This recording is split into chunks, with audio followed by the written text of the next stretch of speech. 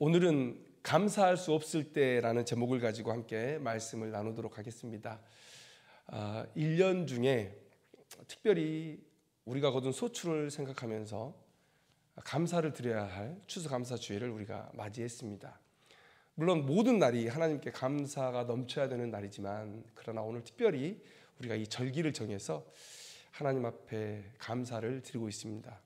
하나님께서 우리에게 주신 것들을 하나하나 생각해 보면 정말 무한히도 하나님께 감사를 드려도 다 갚을 수 없는 그런 은혜의 삶이었음을 우리가 고백할 수가 있겠죠. 그런데 우리가 오늘을 살게 하신 하나님께 감사하는 그런 제목도 우리가 찾으면 정말 많이 있겠지만, 그러나 우리가 영적으로 생각해 볼 때 참 감사가 나오지 않는 시대를 우리가 살아가고 있다, 이런 말씀을 드리고 싶습니다. 예수님께서 말씀하시는 대로 애통하는 자의 삶을 우리가 살아야 될 때가 아니냐, 영적 빈곤의 시대라고 말씀을 드리고 싶어요. 육은 살찌는데 영은 갈수록 배고파 피폐해지는 그런 시대를 우리가 살아가고 있다라는 생각을 합니다. 이 어려운 시대에 누군가는 곳간을 채우고 또 자신의 곳간을 더 늘리는 사람들도 있었겠죠. 그러나 하나님은 우리에게 말씀하세요. 육적인 것보다 영적인 것이 훨씬 더 중요하다, 그게 더 본질적인 것이다 라고 말씀을 하시는 거예요. 그래서 마태복음 10장 28절의 말씀을 보면, 몸은 죽여도 영혼은 능히 죽이지 못하는 자들을 두려워하지 말고, 그러니까 육은 죽어도 돼요. 하나님을 위해서 이 육을 드려도 돼요. 진짜 두려워할 분은 누구십니까? 오직 몸과 영혼을 함께 능히 지옥에 멸하실 수 있는 이를 두려워해야 된다. 그러니까 하나님의 관심은 어디에 있습니까? 우리의 영혼에 있다는 거예요. 영이 살면 육도 부활하면서 살 것입니다. 물론 악인도 부활하겠죠. 그러나 저주로 부활할 것입니다. 그러나 우리의 육은 부활할 거예요. 영광 가운데로 부활할 거예요. 그래서 우리가 진짜 신경을 써야 되는 것은 무엇입니까? 우리의 영이라는 거죠. 우리의 영이라는 것. 그래서 이 가을, 이 추수의 절기에 하나님 앞에 무한히도 감사를 드려야 하는 말씀을 함께 나눠야 되는데, 그런데 이 시대의 영적 빈곤함을 보면 참 하나님 저의 육을 살찌워 주시니 감사합니다 라는 설교가 사실 잘 나오지가 않습니다.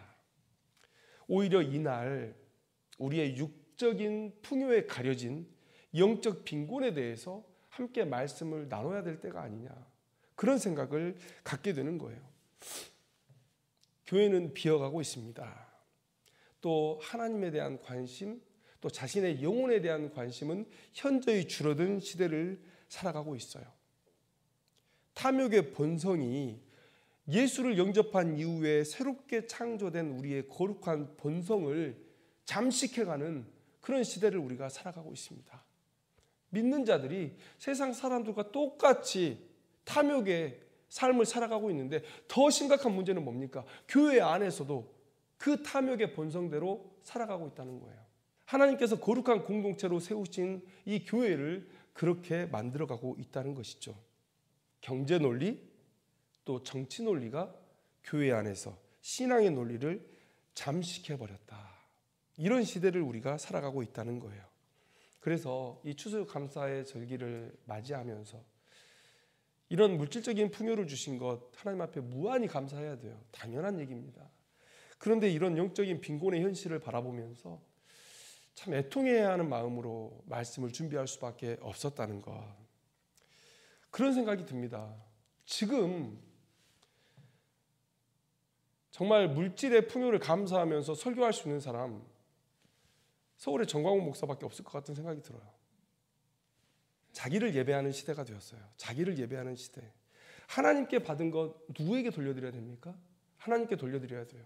하나님께 받은 것으로 하나님께 영광을 올려드리는 그런 삶을 우리가 살아야 돼요. 그런데 과연 우리가 그렇게 살고 있습니까? 자기 만족을 위해서 살아가요. 자기의 만족을 위해 산다는 얘기는 곧 자기의 영광을 위해서 산다는 얘기예요. 그런 시대를 살아가고 있습니다. 많은 사람들이 이렇게 얘기해요. 너 수고했으니까 받을 자격이 충분해, 이제 누려라고 얘기하는 거예요. 워라밸 얘기하죠. 일하는 것과 삶이 밸런스를 이루어야 된다는 거예요. 일했으니까 누리라는 거예요. 맞습니다. 그것을 누가 뭐라 할 수 있겠어요. 그런데 내가 누리기 이전에 그 모든 것들을 허락하신 하나님은요. 하나님은 어떻게 해야 되죠? 하나님께서 이 모든 것을 우리에게 주셨는데 하나님께 영광을 올려드려야죠. 그리고 하나님께서 내게 주신 것으로 또 삶을 살아가야죠. 그런데 우리는 내가 먼저예요. 그러니까 나를 예배하는 그런 시대를 살아가고 있다. 영적인 빈곤의 시대를 우리가 살아가고 있다는 거예요. 그래서 이런 시대를 살면서 먹고 살만하다는 이유로 하나님 앞에 그 육적인 이유를 가지고 감사할 수 있겠는가? 오늘 우리는 조금 더 본질적인 감사로 들어가기를 원해요. 이 영적 빈곤의 시대를 우리만 살아낸 것은 아닙니다. 오늘 본문 1절을 한번 보시면 하나님이여 사슴이 시냇물을 찾기에 갈급함같이 내 영혼이 주를 찾기에 갈급하나이다. 시편 기자가 지금 다급하게 하나님을 찾고 있습니다. 왜 그렇습니까? 3절 상반절을 보시면 사람들이 종일 내게 하는 말이 내 하나님이 어디 있느냐? 세상 사람들이 하나님을 섬기는 자신을 조롱하고 있다는 거예요. 그래서 이 말을 들은 시편의 화자는 매일의 삶을 눈물로 지새우고 있다. 내 눈물이 주야로 내 음식이 되었도다. 이 말은 무슨 얘기입니까? 다른 음식을 먹지 못하고 식음을 전폐하고 그저 울며 부르짖고 있다는 거예요. 이만큼 힘든 상황을 이 시편의 화자가 살아가고 있다는 거예요. 왜 이렇게 됐을까? 왜 이렇게 됐을까? 여러분 한번 생각해 보세요. 뻔하죠. 세상 사람들, 하나님 없이 사는 사람들은 잘 되고 있어요. 그런데 하나님 섬기는 사람들이 잘 안 되는 거예요. 그러니까 조롱하죠.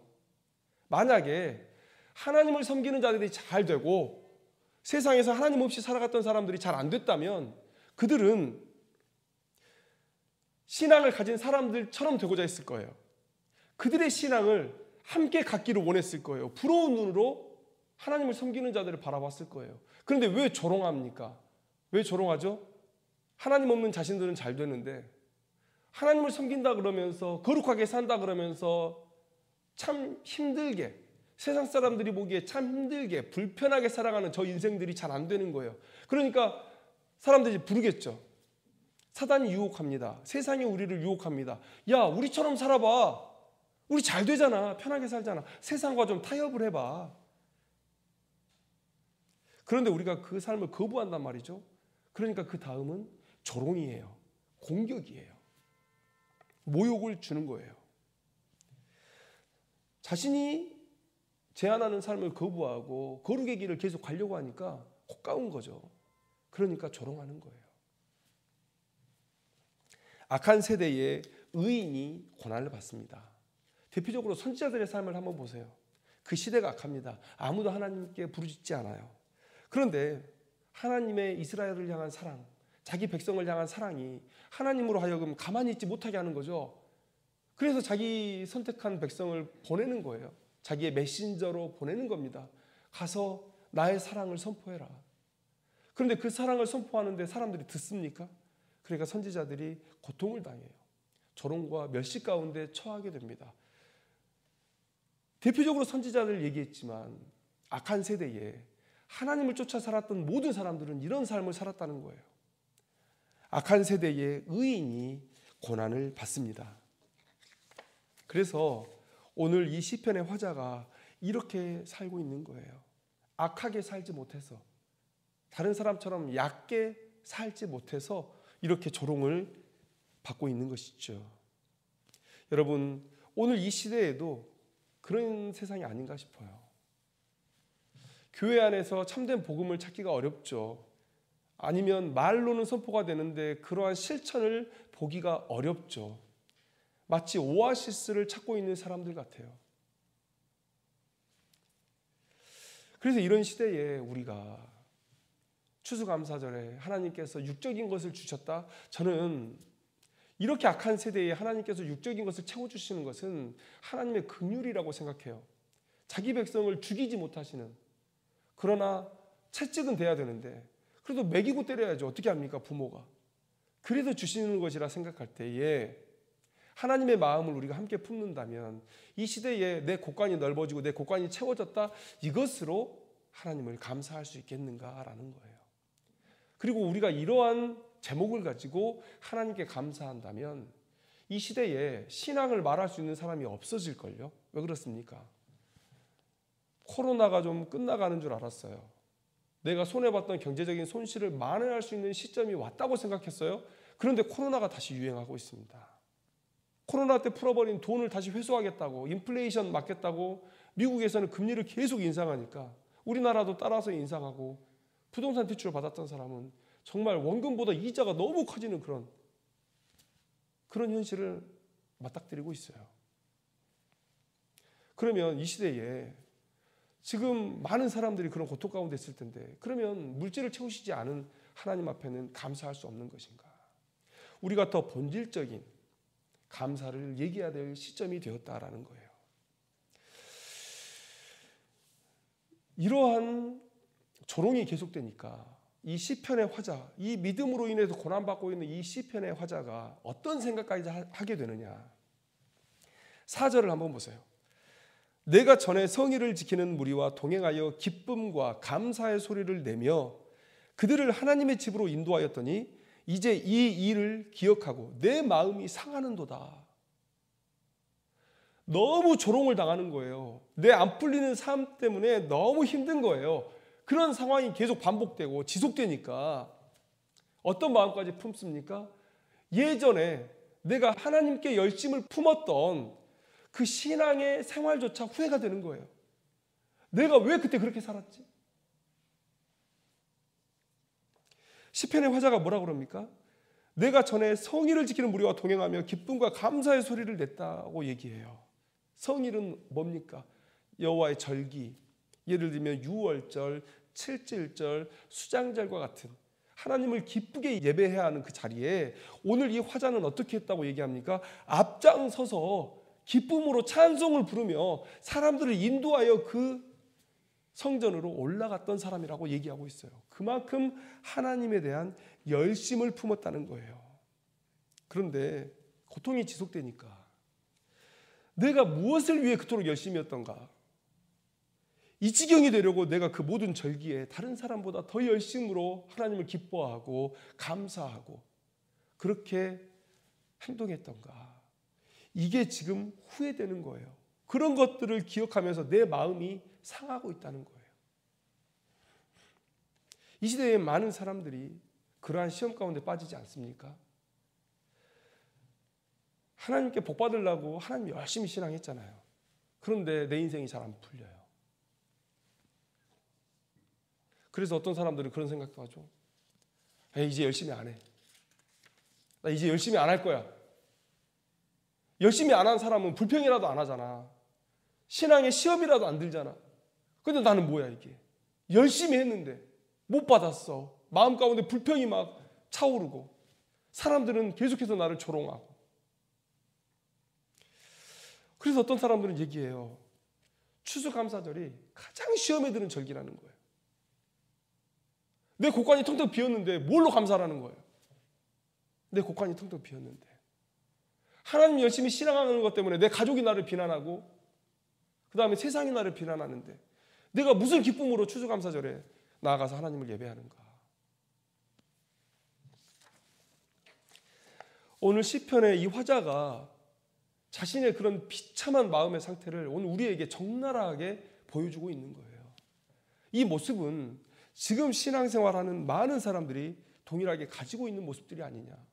아까 제가 이 시대의 경제적인 현실에 대해서 잠깐 말씀드렸죠. 지금 잘 되고 있는 사람보다 안 되고 있는 사람이 훨씬 더 많은 시대를 우리가 살아가고 있고 내년은 더 어려워질 거라고 얘기를 해요. 오늘의 이 상태는 신앙의 열심을 내려놓기 바로 직전의 모습이 아닌가. 아니면 정말로 신앙을 그냥 포기해버리는 그런 바로 전 단계의 모습이 아닌가라는 걱정이 들 정도의 모습을 오늘 시편의 화자가 얘기하고 있는 거예요. 그렇게 열심을 품었던 자가 나락으로 떨어지고 있는 거예요. 영적인 나락으로 떨어지고 있는 거예요. 그런데 이러한 상황에서 어떻게 감사를 하고 있느냐. 오늘 이 말씀이 우리에게 중요하죠. 추수감사절을 지내는 많은 사람들이 사실 내 곳간이 비어 있음에도 오늘 나와서 하나님께 감사를 드리고 있어요. 그러면 오늘 우리는 저 참 귀한 마음으로 이 자리에 있지만 어떻게 이 시편의 화자가 감사를 회복했는지 우리가 알아볼 필요가 있다는 거죠. 첫째, 어떻게 감사를 회복했느냐. 자, 오늘 본문 보세요. 5절과 11절에 똑같은 본문이 두 번 반복됩니다. 내 영혼아, 내가 어찌하여 낙심하며 어찌하여 내 속에서 불안해하는가? 너는 하나님께 소망을 두라. 그가 나타나 도우심으로 말미암아 내가 여전히 찬송하리로다. 그가 높았던 신앙의 수준을 버리지 않고 여전히 그것들을 간직하고 있다는 거예요. 어떻게 그게 가능했느냐? 첫째는 하나님을 기억하는 거예요. 하나님을 기억하는 거. 6절의 말씀을 한번 보시죠. 내 하나님이여, 내 영혼이 내 속에서 낙심이 되므로. 자, 낙심이 되니까 뭘 했습니까? 내가 요단 땅과 헤르몬과 미살산에서 주를 기억하나이다. 주를 기억하나이다. 여기서 요단 땅, 헤르몬 그리고 미살산이 어떤 의미를 가지고 있는지 사실 밝히기가 쉽지 않습니다. 그리고 미살산이라는 이 지명은 성경에 딱 여기 한 번 나와요. 지금 가나안 땅에서 쓰고 있는, 이스라엘에서 쓰고 있는 지명도 아니에요. 어딘지도 불분명합니다. 자, 그런데 오늘 우리 시편 42편 그 위에 파란 글씨로 뭐라고 쓰여 있습니까? 고라 자손의 맞쓰길 인도자를 따라 부르는 노래. 그러니까 다윗이 혼자 고백하는 그런 시편이 아니라 오늘 인도자를 따라 부르는 노래라고 얘기하고 있어요. 그러면 아무도 모르는 자신의 내적인 고백을 여기다 기록하지는 않았을 거라는 생각이 들어요. 아마도 요단이나 헤르몬이나 미살산이나 이걸 언급하면 많은 사람들이 그곳에서 받았던 하나님의 은혜를 기억할 수 있을 것이다. 그래서 오늘 이 시편의 기자는 이렇게 기록한 거예요. 헤르몬은 어떤 곳입니까? 가나안 땅 가장 북쪽에 있고 가장 높은 산이에요. 2000m가 넘는 산입니다. 그래서 1년에 6개월 이상은 눈에 덮여 있는 산. 그런데 그 헤르몬 산에서 물줄기가 흘러나와서 요단강을 따라 쭉 흐릅니다. 그리고 나서 사해로 흘러들어가요. 그러니까 이 헤르몬 산은 이 가나안 땅의 젖줄이죠. 그리고 요단 땅이라 한다면 이 요단강을 따라 있는 그 지명일 거예요. 그러면 그 헤르몬 산에서 흘러나오는 그 젖줄을 따라서 풍요를 이스라엘 백성들에게 주는 산. 그리고 이 미살산이라는 얘기는 두 가지 견해가 있어요. 하나는 미살은 미츠아르라는 히브리어의 그 작은이라는 의미를 가지고 있습니다. 그러니까 헤르몬의 작은 봉우리를 얘기한다 하고 말씀하시는 분도 있고, 아니면 그 작은 산, 그러니까 예루살렘 옆에 있는 시온산을 얘기하는 거다라고 얘기할 수 있어요. 그런데 그것이 어찌 되었든 간에 이 지명을 얘기했을 때 모든 이스라엘 백성들이 하나님의 은혜를 기억할 수 있는, 그래서 그 지명을 얘기하면서 거기서 주를 기억하나이다 이렇게 말씀하고 있다는 거예요. 자, 그리고 7절의 말씀이 또 난해합니다. 7절의 말씀이 난해해요. 주의 폭포 소리에 깊은 바다가 서로 부르며 주의 모든 파도와 물결이 나를 휩쓸었나이다. 저는 여기서 두 가지 근거를 가지고 이 본문을 해석하고 싶어요. 주어가 하나님이에요. 고난 가운데 있는 자기 백성들, 그러나 하나님을 향한 신앙을 포기하지 않으려는 이스라엘 백성들, 그래서 주를 기억하고 싶다는 그 이스라엘 백성들에게 하나님께서 과연 무엇을 해주실 수 있을까? 그리고 8절의 말씀을 한번 봐요. 매우 긍정적으로 지금 변화되었습니다. 낮에는 여호와께서 그의 인자하심을 베푸시고 밤에는 그의 찬송이 내게 있어 생명의 하나님께 기도하리로다. 이러한 삶은 신자들의 삶의 소망 아닙니까? 로망이에요. 로망. 우리가 낮에 우리가 생활할 때는 하나님과 동행하면서 하나님의 사랑하심, 하나님의 인자하심을 경험하는 거예요. 얼마나 귀하고 아름다운 삶입니까? 그리고 밤에는요, 낮에 했던 그 경험들이 내 감사의 제목이 되어서 내 안에 찬송이 우러나게 하는 거예요. 낮에 하나님과 동행하고 그 하나님으로 인해서 밤에 찬송하고, 여러분 이게 신자의 삶의 로망 아니겠습니까?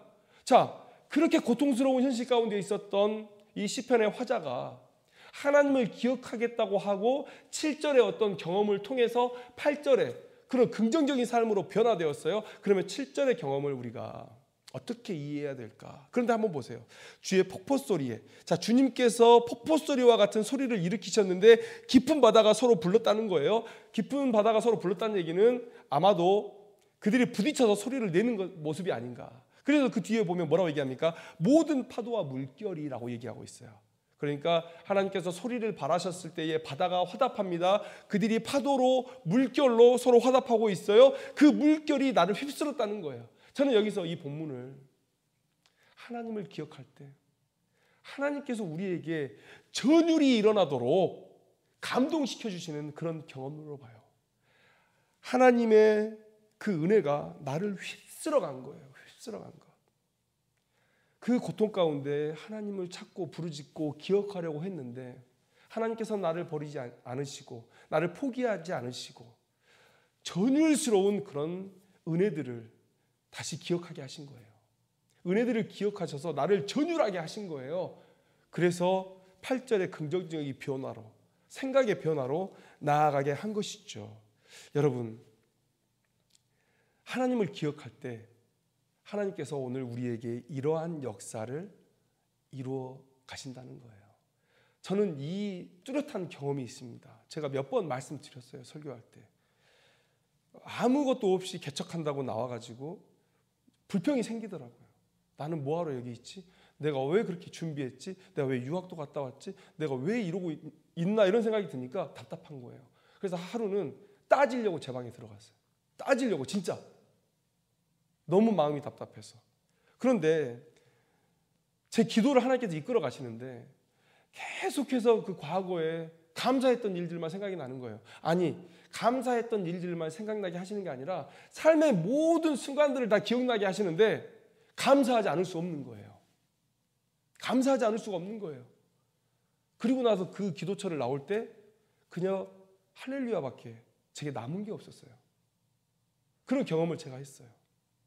하나님을 우리가 고난 중에 기억하려고 할 때 내 믿음이 흔들려서 하나님, 제가 이 믿음을 포기해야 되겠습니까? 제가 이 삶의 고통 때문에 이 믿음을 포기해야 되겠습니까? 하나님 뭐라도 좀 말씀해 주세요. 제가 하나님을 붙들 수 있는, 감사할 수 있는 뭐라도 주세요 라고 기도할 때 전율하게끔 하시는 거예요. 은혜들을 기억나게 하시는데 막 떨려요. 전율하게 하셔요. 감사하지 않을 수 없게 하셔요. 이런 일들이 우리 가운데 있다는 거예요. 있을 거라는 거예요. 여러분, 우리는 감사할 수 없을 때도 감사할 수 있어야 하는 자들이에요. 하나님께서 우리를 긍휼히 여기시고 악인들이 넘쳐나서 고통 가운데 있을 때에도 우리를 먹이고 입히시고 계신다는 거예요. 그것 또한 감사한데 우리가 하나님께 감사하며 이 예배의 자리에 나와 있다는 거예요. 우리가 믿음을 지키고 있다는 거예요.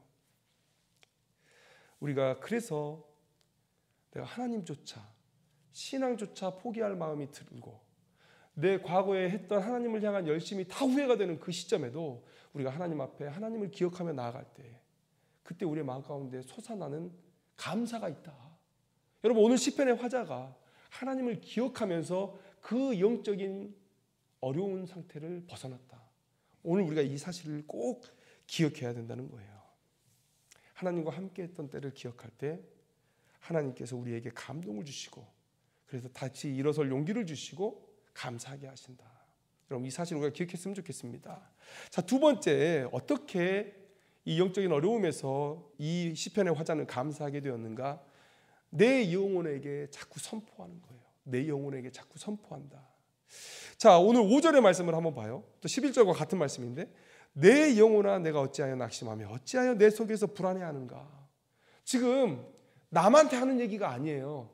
자기에게 하는 얘기예요. 자기 영혼에게 지금 이 말을 하고 있는 거예요. 무슨 해리성 인격장애도 아니고 말이죠. 내 안에 두 자아가 있는 것입니까? 어제 제가 앵커라는 영화를 혼자 이렇게 있을 때 봤는데 거기에 자기가 엄마 역할도 하고 자기 딸 역할도 하는 그런 여인이 나와요. 뭐 이런 겁니까? 해리성 인격장애예요? 왜 영혼과 나를 분리하는 거죠? 여러분, 이렇게 한번 이해해 봤으면 좋겠어요. 두려움은 어디에 위치합니까? 내 마음에, 내 영혼에 위치하는 거예요. 여러분, 이럴 때 있지 않습니까? 어떻게 해야 되는지는 알고 있는데 그걸 하지 못하는 경우. 두려움이 대표적으로 우리의 그런 행동을 막는 그런 원인이죠. 뭔가 분명히 해야 되는 건 알겠는데 못해요. 예를 하나 들어볼까요? 어떤 사단의 권세도 나를 이길 수 없어요. 어떤 귀신도 나를 해할 수 없어요. 내가 하나님을 향한 굳건한 신앙을 가지고 있기 때문에. 저는 예수의 이름으로 사단의 권세를 물리치고 그런 능력을 행할 수 있는 그런 권리가 있어요. 하나님의 자녀이기 때문에. 그런데 밤에 산에 못 가요. 밤에 공동묘지 못 갑니다. 그냥 무서운 거예요. 여러분, 그럴 때가 있어요. 이런 비유가 적당한지 모르겠지만 우리가 영적으로, 신앙적으로 나 이거 당연히 해야 되는데 이거 잘 안 돼. 그런 게 있죠. 두려움이 우리의 신앙의 삶을 가로막는 가장 큰 원인이라고 말씀드렸는데, 오늘 이 시편의 화자도 동일하게 그런 상황을 겪고 있는 거예요. 두려운 거예요. 세상과 맞설 자신이 두려운 거예요. 세상의 조롱 앞에 맞설 자신이 두려운 거예요. 그런데 하나님을 붙들어야 되고 하나님을 굳건히 신뢰해야 된다는 것을 알아요. 이 신앙은 포기할 수 없어요. 그런데 너무 힘들어요. 그래서 신앙의 행동을 할 수 없는 그 지경이 있어요. 그럴 때 자기의 영혼에게 선포하는 거예요. 권위를 가지고 권세를 가지고 선포하는 거예요. 내 영혼아, 왜 낙심하며 왜 불안해하느냐? 너는 하나님께 소망을 두라. 그렇게 우리의 마음 가운데 선포한다는 거예요. 여러분, 이 믿음의 내용과 이런 행동 사이에 우리는 괴리를 가지고 있어요. 일치하면 얼마나 좋겠어요. 내 믿음대로, 내 신앙의 지식대로 내가 살아낸다. 여러분, 근데 그런 사람이 있겠습니까? 없는 거예요. 누구나 느낄 텐데, 그럴 때, 그렇게 힘들 때 이 시편의 화자는 자신의 영혼을 향해서 하나님의 권세를 가지고 그 믿음을 가지고 선포한 거예요. 내 영혼아, 두려워하지 말아라. 내 영혼아, 불안해하지 말아라. 이렇게 선포하고 있는 거예요. 화자의 하나님을 붙들겠다는 강력한 의지의 표현이 아니겠는가라는 거예요. 여러분, 이렇게 내 영혼을 향해서 매일 선포하는 거예요. 매일 선포하는 거예요. 매 순간 선포하는 거예요. 두려운 마음이 들 때마다 선포하는 거예요. 내 영혼아, 마땅히 이러해야 된다. 이러해야 된다를 선포하는 거예요. 그 마음 가운데는 아직도 여전히 두려움과 불안함이 있지만, 그러나 이렇게 자신을 향해서 선포할 때 어떤 변화가 있었습니까? 내 하나님을 여전히 찬송하리로다. 찬송한다는 얘기는 하나님께 감사한다는 얘기하고 같은 얘기라고 생각이 돼요. 하나님께 감사할 마음을 그 힘든 상황 가운데서도 잃어버리지 않았다라고 오늘 우리에게 말씀하고 있다는 거예요. 여러분, 우리가 추수감사절기를 지나고 있습니다. 하나님께서 내게 주신 것이 너무 감사해요. 저는 밤에 누울 때마다 내게 주신 것이 너무나 놀랍고 너무나 풍성해서 감사합니다. 옆에서 내 아내가 잠자고 있는 모습을 봐도 한없이 봐요. 어젯밤에도 봤어요. 그냥 보고 정말 저렇게 달콤하게 맛있게 자는구나. 그걸 보고 감사하고, 내 아이가 내 옆에 있으니 감사하고, 누울 자리 있고, 또 내 자녀가 먹고 싶은 게 있다고 할 때 내가 사줄 수 있어서 감사하고, 너무너무 감사해요. 감사가 넘칩니다. 그런데 그런 것들로 감사하기에는 제가 너무 죄스러워요. 너무 죄송한 거예요. 이 시대를 생각하면 너무나 죄스러운 거예요. 영적 빈곤의 이 현실을 보세요. 또 믿는다, 이런 선지자적인 삶을 살아간다 하는 사람들이 받는 조롱과 모욕을 한번 보세요. 그런 것들을 볼 때 감사보다는 불평이 나올 수 있고, 또 찬송보다는 한숨이 나올 수 있는 그런 시대를 우리가 살아가고 있습니다. 그러나 오늘 시편 화자는 그런 힘든 영적인 어둠 속에서도 감사를 회복했던 것을 오늘 우리에게 보여주고 있다는 거예요. 여러분, 이런 시대에 그래도 우리는 감사해야 돼요. 하나님의 긍휼과 사랑의 손길이 우리 가운데 전해지고 있기 때문에 우리는 감사해야 됩니다. 육적인 것, 채우신 것 감사할 사람도 있겠지만 감사하지 못할 사람도 있어요. 그러나 그것이 우리가 감사할 수 있느냐 없느냐를 가르는 그런 원인이 되어서는 안 돼요. 그런 요소가 되어서는 안 된단 말이에요. 우리는 무조건 하나님 앞에 감사할 수 있어야 하는데 어떻게 이런 육적인 빈곤의 시대에, 이런 영적인 빈곤의 시대에 하나님께 감사할 수 있느냐. 시편의 기자는 우리에게 얘기해 주고 있는 거예요. 하나님을 기억하라. 그리고 네 영혼을 향해서 믿음을 가지고 선포하라. 그럴 때 오늘 시편의 화자는 놀라운 경험을 하고 자신의 신앙을 내려놓지 아니하고 여전히 하나님께 감사하며 하나님을 찬송할 수 있었다. 여러분, 우리의 삶이 이 추수감사절에 더 나를 비참하게 할 수 있는 삶일 수도 있어요. 또 내가 바라보는 현실이 이런 현실 앞에 우리가 무슨 감사할 것이 있느냐라고 말할 수 있어요. 그러나 이 모든 역사를 주관하시는 하나님을 온전히 신뢰하고 오늘 이 시편의 화자의 경험을 바탕으로 우리의 감사를 회복할 수 있는 그런 귀한 추수감사절의 절기가 되었으면 좋겠습니다. 기도하겠습니다.